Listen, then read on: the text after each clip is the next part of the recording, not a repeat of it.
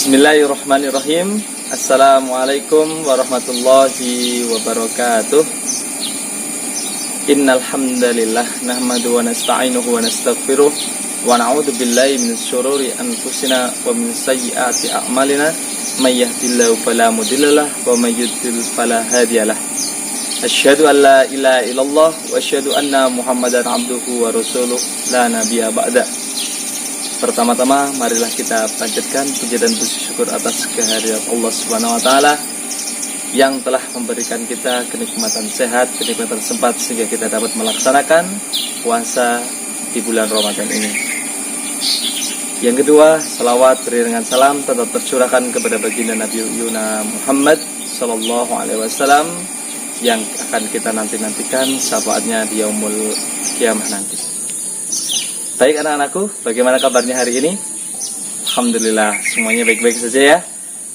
Tidak terasa, sekarang kita berada pada puasa yang ketiga. Bagaimana anak-anakku? Tetap semangat ya? Oke. Untuk kali ini, untuk tausiah dari Pak Guru ingin menyampaikan tentang niat. Bagaimana untuk hari ini? Anak-anakku semuanya udah berniat untuk berpuasa? Ya, pastinya sudah ya. Pada Rasulullah an Umarin anna Rasulullah sallallahu alaihi wasallam qala innamal a'malu binniyati wa innamal likulli imrin ma nawa. Faman kana hijratuhu ila Allah wa rasulihi fa hijratuhu ila Allah wa rasulihi. Wa man kana hijratuhu lidunya yusibuha aw imra'atin yang yatazawwajuha fa hijratuhu ila ma hajara ilahi, rawahu Bukhari. Yang berarti dari Umar, sesungguhnya Rasulullah SAW bersabda, sesungguhnya segala sesuatu didasari oleh niat, dan seseorang itu akan mendapatkan apa yang ia niatkan.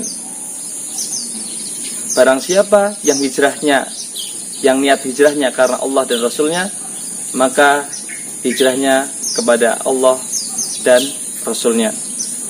Dan barang siapa hijrahnya untuk dunia yang akan digapainya atau untuk perempuan yang akan dinikahinya, maka niat hijrahnya adalah kepada apa yang ia niatkan. Hadis riwayat Bukhari, Fathul Bari nomor 54. Dari hadis tersebut ada 3 keutamaan. Apa aja anak-anakku? Ya, yang pertama keutamaannya adalah 1. Sesungguhnya segala amal baik tidak akan diterima kecuali atas dasar niatnya. Contoh, mau wudhu, kok niatnya makan? Benar apa tidak? Salah ya. Ya, yang kedua, keutamaan yang kedua, yakni sesungguhnya manusia itu akan diberi pahala atau siksa dari apa yang ia niatkan. Jika niatnya baik, maka akan mendapatkan kebaikan. Jika niatnya buruk, meskipun bentuknya baik, maka akan mendapatkan keburukan. Yang terakhir, segala sesuatu perbuatan manusia didasari oleh ketakwaan, kemaksiatan, atau segala hal yang boleh. Anak-anakku yang berbahagia, ada suatu kisah yang akan Pak Guru ceritakan. Kisah zaman dahulu ya. Diceritakan ada suatu kampung yang dimana kampung tersebut mempercayai atau menyekutukan Allah. Mempercayai Allah namun juga mempercayai suatu pohon yang besar. Mereka adalah orang-orang yang musyrik karena menyekutukan Allah. Namun pada kampung tersebut ada seorang pemuda yang dimana dia mempunyai iman yang kuat dan pendirian yang kuat, yang bernama Udin.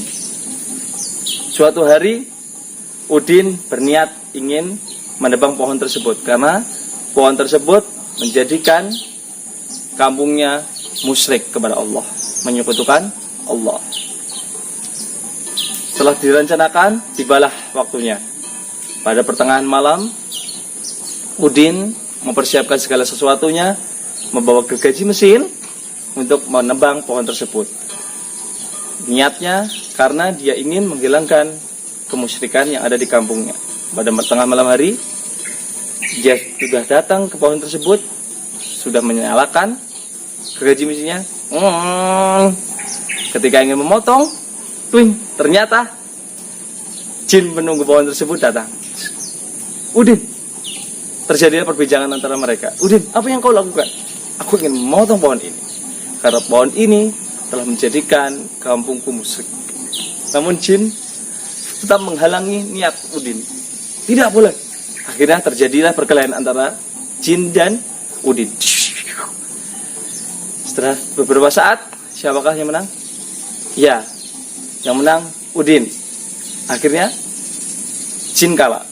Nah, pada saat melanjutkan pemotongan tersebut, si jin berkata, Udin, please jangan dipotong pohon tersebut, Udin. Di mana lagi aku akan tinggal dan lain-lain. Dia merengek. Tidak, tetap saja akan aku potong pohon ini. Nah, setelah udah memotong, jin mempunyai siasat.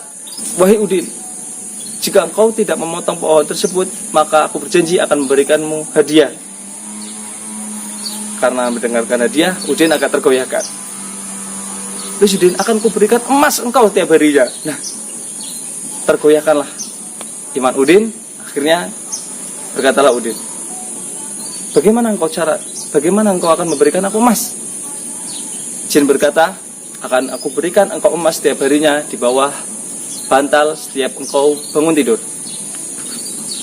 Ketika sudah terjadi kesepakatan, maka pada hari itu Udin tidak jadi memotong pohon tersebut. Dia pulang.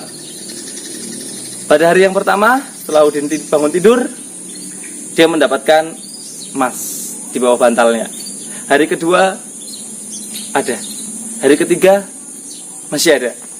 Hari keempat ternyata janjinya jin dilanggar, diingkari, tidak ada. Hari kelima tidak ada, keenam tidak ada. Maka pada hari malam ketujuh, dia ingin berniat lagi mendatangi pohon tersebut. Dia akan mendatangi jin untuk memotong pohon karena dia telah berbohong kepada si Udin. Si Udin pada malam harinya telah datang ke pohon lagi, telah membawa gergaji mesin. Ketika dipotong, jin muncul lagi. Terjadilah perbincangan antara keduanya. Udin berkata, wahai jin, mana janjimu yang kau akan berikan aku emas setiap harinya? Jin pun menjawab, oh ya, aku lupa. Dengan santainya jin menjawab, oh ya, aku lupa. Hanya seperti itu. Akhirnya terjadilah perkelahian lagi. Siapakah yang menang? Ya, tentu saja jin yang menang. Kenapa? Yang pertama Udin bisa menang dan yang kedua Udin kalah. Karena niat Udin. Niat yang pertama, Udin memotong ingin menghilangkan kemusyrikan. Maka dia dibantu oleh Allah Subhanahu wa taala. Diberikan kekuatan. Akan tetapi niat Udin yang kedua hanya semata-mata ingin mendapatkan emas. Maka dia pun kalah, tidak mendapatkan pertolongan dari Allah. Oke anak-anakku, dari cerita tersebut kita dapat mengambil kesimpulan bahwasanya segala sesuatunya harus didasari dari niat yang baik, karena akan mendatangkan kebaikan. Jika sesuatu yang baik itu diniatkan karena niat yang buruk, sombong, ria ataupun sebagainya, niat yang buruk, maka kembalinya keburukan juga. Cukup sekian yang dapat Pak Guru sampaikan. Semoga apa yang Pak Guru sampaikan bermanfaat bagi Pak Guru sendiri dan untuk anak-anakku semuanya. Akhirul kalam, wabillahi taufiq wal hidayah, waridha wal inayah. Assalamualaikum warahmatullahi wabarakatuh.